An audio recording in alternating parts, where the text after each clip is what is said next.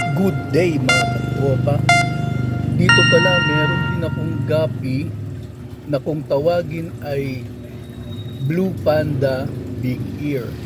Tinawag silang ganun siguro dahil na rin sa resemblance ng kulay nila sa panda.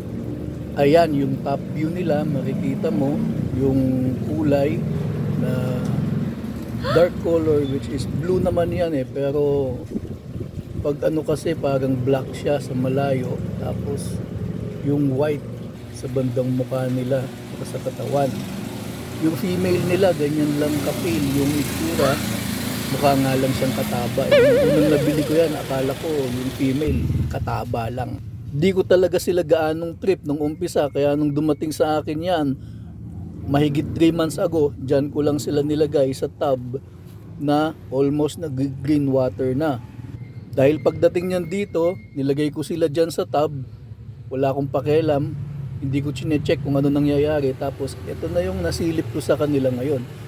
So mayroon na pala silang madami na na-fry, na kung saan halos mas malaki pa dun sa 2 weeks old na fry nung albino koi gapi natin. Sino bang hindi matutuwa? Sa loob ng almost 3 buwan na nandito sila, ang dami na kagad nilang fry. Goal! So dyan sa tub na yan, meron lang siyang mga water lettuce at mga gapi grass. So kahit saan ka lumingon, makikita mo may mga fry sila dyan.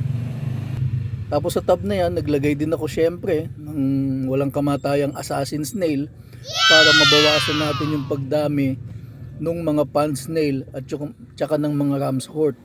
Sa mga susunod ko na video, siguro mas ipapaliwanag ko sa inyo ng mas malinaw kung paano ba talaga yung breeding ng mga gapi na ito. Yung pinaka step by step, ipapaliwanag ko sa inyo.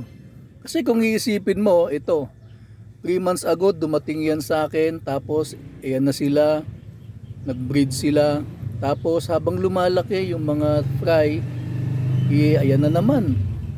Pwede na naman sila niyan maglabas anytime. Dahil malaki na ulit ang tiyan ng mga female. Yan ang aking mabilis na update. Sa susunod, subaybayan niyo po ako ulit. Thank you!